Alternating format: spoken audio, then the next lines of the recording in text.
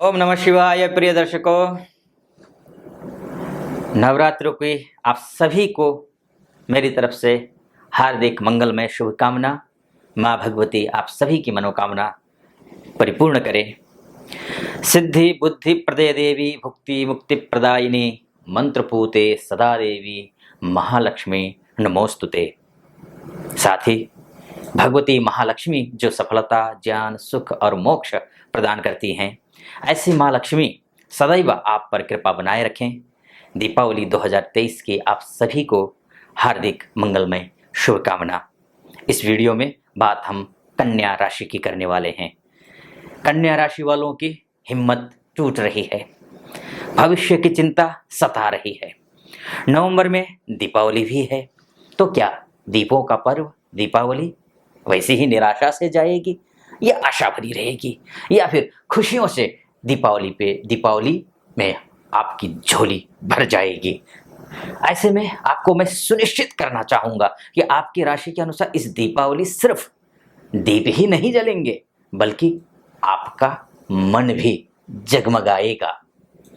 आपका मन जगमगाने के साथ ही नवंबर दिसंबर में कुछ बड़ा नहीं, बहुत बड़ा होने वाला है। ये आपको मैं भरोसे से कह सकता हूँ। कैसे बड़ा होगा, कैसे मैं एक कैलकुलेशन करके बोल रहा हूँ, ये मैं आपको विश्लेषण करके बताऊंगा। इससे पहले एक निवेदन है आपसे, पूरा वीडियो सुनना। वीडियो अच्छा लगे चैनल को सब्सक्राइब कर दीजिए, वीडियो को लाइक कर दीजिए और कमेंट बॉक्स में जाकर ओम नमः शिवाय 5 बार या 11 बार लिख दीजिए, क्योंकि पंचाक्षरी मंत्र है, शिव जी का महामंत्र है, शुभता आएगी आप में भी। चलिए विषय पर प्रवेश करते हैं। कन्या राशि वालों के लिए देखिए, कन्या राशि का स्वामी बुध है और बुध का जो गोचर है 6 नवंबर से, ये जो देख रहे हैं आप यहाँ बुध, ये तुला राशि में है। ये तुला राशि में 6 नवंबर से पहले है। 6 नवंबर से ये जो बुध है ये तृतीयस्थ हो जाएंगे, अभी द्वितीयस्थ हैं। अब राशि का स्वामी जब तृतीयस्थ होगा, तृतीयस्थ होकर के सीधा भाग्य स्थान को देखेगा, अर्थात लग्नेश आपके राशि के स्वामी और कर्मेश यानी कि मान को, सम्मान को, पद को, प्रतिष्ठा को, पैसा को, बुद्धि को, विवेक को, बिजनेस को, नौकरी को, इंटरव्यू को, ये सब कुछ देने वाला ग्रह है। आपकी वाणी को, आपकी मधुरता को, आप वाक्पटुता को देने वाला ग्रह कोई है तो वो बुध है। और बुध जो है वो सीधा भाग्य स्थान को देखेगा, यानी कि आपके भाग्य में वृद्धि करेगा, शुभ होगा, अच्छा होगा। कब तक? 27 नवंबर तक। इन सभी चीजों में जो मैंने आपको बोला ना, उन सभी चीजों में आपको अच्छा लाभ मिलने वाला है। जैसे मैंने कहा था ना, बड़ा नहीं होगा, कुछ बड़ा होगा, कुछ बहुत कुछ बड़ा होगा, वो इसी दौरान होगा। जरूरत है हिम्मत से काम करने की, जरूरत है थकने की नहीं, मेहनत करने की, जरूरत है आलस्य को त्यागने की। आप इतना करके देखिए, मैं कह सकता हूं दिवाली से पहले ही आपका बहुत कुछ अच्छा होने वाला है। दिवाली के बाद तो और भी ज्यादा अच्छा होगा। वो कैसे? क्योंकि 27 नवंबर से धनु राशि में बुध महाराज, ये जो बुध हैं, ये धनु राशि में प्रवेश करेंगे, यानी कि लग्नस्थ हो जाएंगे, माफ कीजिए केंद्रस्थ हो जाएंगे। लग्नेश होकर के केंद्रस्थ चतुर्थस्थ होंगे, चतुर्थस्थ होकर के सीधे से दशम भाव को यानी कि अपने ही राशि को देखेंगे। यहाँ और भी ज्यादा मान बढ़ेगा, और भी ज्यादा सम्मान बढ़ेगा, और भी ज्यादा लक्ष्मी की कृपा होगी। बस एक बात है, ये 28 दिसंबर तक यहाँ रहेंगे, 28 दिसंबर के बाद यहाँ चले आएंगे। लेकिन एक बात कहना चाहूँगा आपसे, देखिए ये राशि के हिसाब से है, ये राशि के हिसाब से है। अब इस धरती पर 8 अरब लोग रहते हैं और 12 राशियों में 8 अरब को अगर विभाजित किया जाए, 70 करोड़ से भी ऊपर एक राशि में आते हैं व्यक्ति, 70 करोड़ से भी ज्यादा आते हैं। क्या सभी के साथ एक ही घटना घटेगी? तो नहीं, स्वाभाविक है, संभव ही नहीं है। इसलिए आपकी लग्न कुंडली को देखना जरूरी होता है। यह आपको एक दिशा दिखाने के लिए है कि आपकी राशि के अनुसार समय शुभ है, लेकिन आपके लग्न कुंडली यानी कि date of birth, time of birth और प्लेस ऑफ बर्थ के हिसाब से जो आपकी कुंडली होगी, बनी होगी, उस कुंडली में बुध की स्थिति यानी कि आपके राशि के स्वामी की स्थिति कैसी है, उसी हिसाब से आपके ऊपर फलित घटित होगा। मानकर चलिए कि आपकी कुंडली में बुध अच्छा नहीं है, तो फिर जो मैं फलादेश कर रहा हूं उसका 100% फल आपको नहीं मिलेगा। ऐसी स्थिति में दो ही रास्ते बनते हैं। एक, आप लक्षण जान लीजिए कि बुध अच्छा न होने के। एक तो यह है कि पाचन शक्ति कमजोर रहती है जिसके बुध खराब होते हैं। एक दूसरी बात, वाणी वाक क्षमता कमजोर पड़ती है, यानी कि आप एकदम प्रेजेंस ऑफ माइंड नहीं होंगे, आपकी भाषा मधुर नहीं होगी, आप बोलेंगे कुछ, लोग कुछ और ही अर्थ निकाल लेंगे।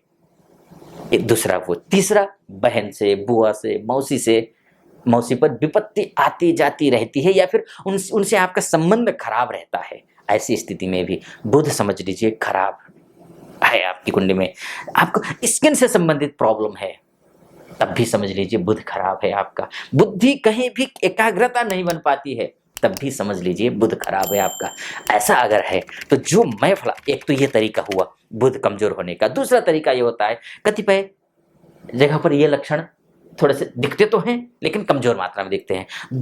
ऐसी स्थिति में दूसरा तरीका यह है कि आपके आसपास में कोई अगर अच्छे एस्ट्रोलॉजर हैं, उनसे आप अपनी कुंडली का एनालिसिस करवा लीजिए और बुध की स्थिति को पता कर लीजिए। बुध के साथ साथ में मैं शुक्र के भी बोलूंगा, लेकिन मैं शुक्र पे आऊंगा तब जाके मैं बोलूंगा। पता कर लीजिए। दूसरा ये कि आप नीचे स्क्रीन पर नंबर लिखा होगा, वहां पर आप फोन कीजिए, उस नंबर पर फोन कीजिए, हमारे प्रतिनिधि से बात कीजिए और मुझसे बात करने के लिए अपॉइंटमेंट लीजिए, और चाहे तो मुझसे भी आप कंसल्टेशन ले सकते हैं। अच्छा, अगर आपकी कुंडली में मानकर चलिए कि बुध कमजोर है तो करना क्या है? कुछ उपाय होते हैं, जैसे कि दुर्गा सप्तशती का पाठ हमेशा कीजिए, अच्छा रहता है। हरी मूंग की दाल दान कीजिए, ये भी शुभ है, बुध मजबूत करने के लिए अच्छा है। ऋणहर्ता गणेश स्तोत्र का पाठ कीजिए। अगर आपने ऋण ले रखा है या फिर ऋण लेना चाहते हैं, दोनों ही स्थिति में गणेश जी का पाठ कीजिए, ऋणहर्ता गणेश स्तोत्र का पाठ कीजिए, अच्छा रहता है, शुभ रहता है, पैसे की दिक्कत नहीं रहेगी, लक्ष्मी जी आएंगी, स्थिर रहेंगी लक्ष्मी जी। गणेश जी को दूर्वा भी अर्पित कर सकते हैं, गणेश जी को लड्डू अर्पित कीजिए, गणेश जी की पूजा कीजिए, पाठ कीजिए, गाय को हरी घास खिलाइए, इससे भी अच्छा रहता है। बुध का मंत्र है ओम ब्राम ब्रीम ब्रौम सह बुधाय नमः। इस मंत्र का नित्य प्रतिदिन 108 बार जप करिए। तो जितना भी मैंने मान सम्मान पद प्रतिष्ठा नौकरी बिजनेस व्यापार इत्यादि जो बोला, उन सब में आपको लाभ मिलेगा। अगर बिजनेस लॉस जा रहा है, कभी नहीं टेकअप कर पा रहा है वो, या फिर कभी भी आप एक बिजनेस शुरू करते हैं असफल रहते हैं, फिर दूसरा करते हैं फिर असफल रहते हैं, तो समझ लीजिए बुध खराब है। नौकरी में आप लोगों को कन्विंस नहीं कर पा रहे हैं, प्रमोशन नहीं हो पा रहा है, तब भी समझ लेना आपका बुध खराब है। तो ऐसी स्थिति में बुध की उपासना करना जरूरी है। जो मैंने कहा है वो करिए। मैंने कहा था ना कि जो करेंगे, आपने थंबनेल में भी देखा होगा, जैसा मैं कहूंगा ना वैसा करेंगे ना, मैं भरोसे से कह सकता हूं आपका जीवन बदल जाएगा। अच्छा, अब बात कर लेते हैं, अगर आप घर लेने की सोच रहे हैं या फिर जमीन लेने की सोच रहे हैं, या फिर आप कहीं पैसा इन्वेस्ट करना चाहते हैं घर में, कंस्ट्रक्शन में, या फिर आप रियल एस्टेट के सेक्टर में हैं, या फिर जो है ना आप कोई व्यापारी हैं, या फिर आप जो है ना रियल एस्टेट का तो जैसे है ही, भूमि से संबंधित व्यापारी हैं, या फिर हमारे बॉर्डर में रहने वाले जो सैनिक भाई हैं, पुलिस में हैं, इन सब के लिए ये जो समय है, ये जो गुरु है, जो चतुर्थेश है और मंगल है, ये किस स्थिति में है ये हम समझने की कोशिश करते हैं। गुरु महाराज को देख लीजिए, वैसे राशि के हिसाब से अष्टम में गुरु है, शुभ नहीं होता है, लेकिन चतुर्थ से गुरु जिस राशि में का स्वामी है, यानी कि धनु राशि का स्वामी है और मीन राशि का स्वामी है, धनु राशि से पंचम में है, मीन राशि से द्वितीयस्थ है, तो ऐसी स्थिति में शुभ होता है। अगर आपकी लग्न कुंडली में गुरु अच्छा है, यकीनन आपका बहुत शानदार होगा। नहीं अच्छा है तो गुरु की उपासना कर लेना। ये जो गोचर है, अष्टम का गुरु खराब होता है, लेकिन जैसे मैंने सिचुएशन बताया उस हिसाब से अच्छा होगा। एक दूसरी बात, मेष राशि में बैठा हुआ है, यानी कि गुरु मित्र राशि का है, वहां भी अच्छा होगा। और वैसे भी गुरु वक्री चल रहा है, और गुरु जो वक्री है वो चेष्टा बली होता है। चेष्टा बली का कहने का तात्पर्य सीधा से उच्च के समान फल देगा। थोड़ा सा कमजोर होगा, लेकिन गुरु की उपासना जरूर करना। ओम नमो भगवते वासुदेवाय इस मंत्र का जप करेंगे, यकीनन आप बहुत अच्छा लाभ आपको मिलेगा।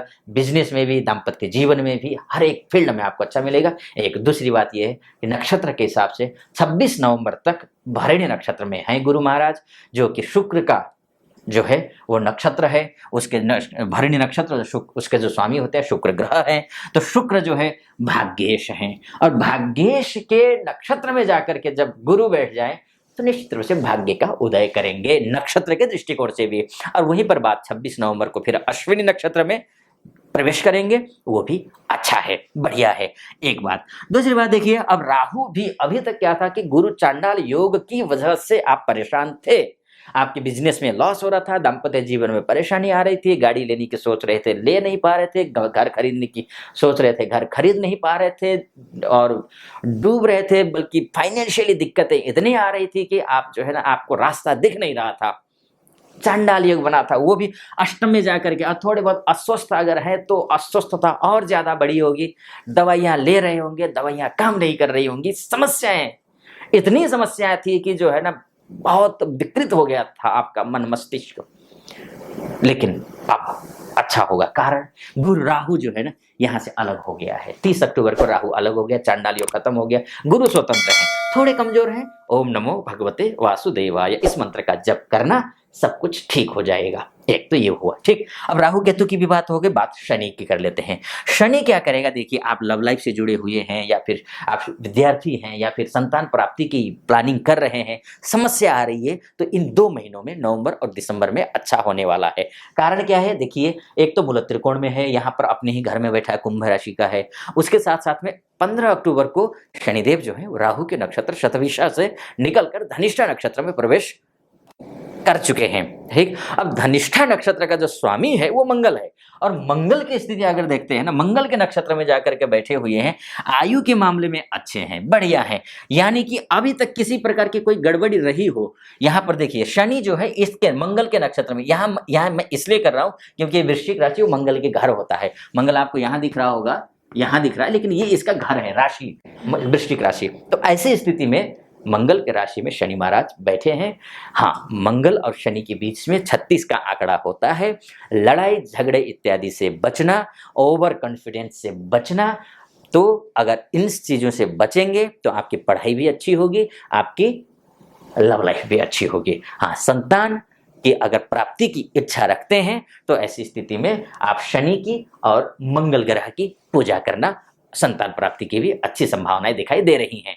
तो ये स्थिति बनती है। अच्छा, उसके बाद जाके 24 नवंबर से फिर से जो है वो शतभिषा नक्षत्र में शनि महाराज प्रवेश करेंगे। और शतभिषा नक्षत्र का, जैसे मैंने पहले कहा, बहुत अच्छा होता है, बहुत ही बढ़िया, क्योंकि वो राहु का नक्षत्र है, और राहु का नक्षत्र शनि और राहु के बीच में मित्रता होती है, अच्छा फल देगा, बहुत बढ़िया शानदार फल देगा। तो ये बात हुई देखिए मोटा मोटी तौर पर। अब बात करते हैं किसकी? आपका भाग्य की। आपका भाग्य आपका कितना साथ देगा, इस विषय पर बात करेंगे। तो भाग्य देखिए, 3 नवंबर से लेकर के 30 नवंबर के बीच में शुक्र जो है ना वो आपके भाग्येश हैं, और ये नीच के हैं। कब से कब तक? 3 नवंबर से लेकर के 30 नवंबर तक। अब जब कोई ग्रह नीच का होता है तो वो अशुभ फल देता है, वो निष्क्रिय हो जाता है, वो पापी हो जाता है। तो क्या आपका भाग्य जो शनि है, भाग्येश जो शनि है, जब पापी है, एक तरह नीच का हो गया है, तो क्या वो अच्छा फल देगा? सवाल है। तो ऐसे में मैं बोलूंगा, अगर ये लग्न में ना हो करके और कहीं बैठा होता और नीच का हो गया होता तो सत्यानाश। तो फिर निश्चित रूप से आपका भाग्य आपका साथ नहीं देता। लेकिन ये भाग्येश होकर के लग्नस्थ है, किसी प्रकार के डरने की बात नहीं है, भाग्य आपके साथ है। फिर से एक बात दोहराऊंगा मैं, जैसे गुरु अष्टम में जाकर के कमजोर हो गया था ना, वैसा ही यहां जाकर के शुक्र लग्न में मजबूत हो गया था, लेकिन नीच का होकर के जो मजबूत था, एक तो एक बहुत श्रेष्ठ फल देना चाहिए था, भाग्य 100 में से 100% देने चाहिए थे भाग्येश को, वो थोड़ा कम कर देगा नीच का होने की वजह से। बाकी कोई समस्या नहीं है। पूजा अर्चना करना, अगर आपकी लग्न कुंडली में शुक्र वाकई में बहुत खराब है तब तो कह नहीं सकते, है ना। नहीं तो आप उपाय कर लीजिएगा, जो मैं शुक्र का उपाय बोलूँगा। उपाय क्या करना है देखिए, कि लक्ष्मी जी की उपासना कीजिए, साथ में सफ़ेद वस्त्र का दान कीजिए, भोजन का कुछ हिस्सा गाय को खिला दीजिए, कौवे को खिला दीजिए, कुत्ते को खिला दीजिए। शुक्रवार का व्रत रखिए, उस दिन किसी प्रकार का कोई खटाई मत खाइए, बाहर का खाना मत खाइए। 2 मोती लेकर के पानी में, एक को तो बहा दीजिए, एक मोती पानी में बहा दीजिए, एक जो है अपने पास रखिए, चाहे उसको तिजोरी में रखिए, चाहे अपने पास रखिए। ऐसा करेंगे तो आपके लिए शुक्र महाराज मजबूत हो जाएंगे। और स्वयं को और घर को हमेशा हमेशा साफ सुथरा रखिए। सफेद कपड़ा पहनिए, साफ सुथरा कपड़ा पहनिए, साथ में ओम शुम शुक्राय नमः इस मंत्र का नियमित रूप से जप करिए। इसके साथ साथ बहुत अचूक मंत्र है, पानी, इलायची के पानी से स्नान कीजिए। आप कैसे करेंगे? इलायची के पानी से, थोड़े से पानी में बड़ी सी इलायची रखिए, उबाल लीजिए पानी को, और इलायची रखकर पानी उबाल लीजिए। इसे ठंडा करके अपने नहाने के पानी में मिलाइए, और आखिरी बार यानी कि सबसे लास्ट में, पहले ऐसे पानी से नहा लीजिए, अंतिम में उस पानी से, जो इलायची का पानी होता है, उस पानी से स्नान कर लीजिए। और पानी के से, उस पानी से स्नान करते हुए कौन सा मंत्र बोलना है आपको? ओम द्रान द्रीन द्रौम सह शुक्राय नमः इस मंत्र का जप कर लीजिए, तो आपका शुक्र मजबूत हो जाएगा। और शुक्र अगर मजबूत है आपकी कुंडली में, लग्न कुंडली में, आपको हर एक चीज मिल जाएगी, हर एक चीज। 2 ग्रह मजबूत रखिए। बोलते हैं ना, हिंदी में एक कहावत है ना, कि एक साधे तो सब सद जाए, सब साधे सब जाए। आपको मैं बोलूंगा, 2 साथ लीजिए। क्या क्या? एक आप बुध को अच्छा कर लीजिए, एक आपको भाग्य को अच्छा कर लीजिए। भाग्यम फलति सर्वत्र न च विद्या न च पौरुषम। भाग्य अगर अच्छा हो, हर एक चीज हासिल कर सकते हैं, तो आप निश्चित रूप से आप भी हासिल करेंगे। और इस नवरात्रों में तो पूजा करेंगे ही, साथ में दिवाली में जो है आप माँ लक्ष्मी की दिव्य पूजा कीजिए, श्रद्धा पूर्वक कीजिए, आस्था पूर्वक कीजिए, आपको यकीनन सब कुछ प्राप्त होगा। फिलहाल इस वीडियो को मैं यहीं पर समाप्त करता हूं। आपको वीडियो कैसा लगा? वीडियो अच्छा लगा हो तो चैनल को सब्सक्राइब कर दीजिएगा, वीडियो को लाइक कर दीजिएगा, कमेंट बॉक्स में जाकर के ओम नमः शिवाय जरूर लिख दीजिएगा। फिलहाल अनुमति दीजिए। ओम नमः शिवाय।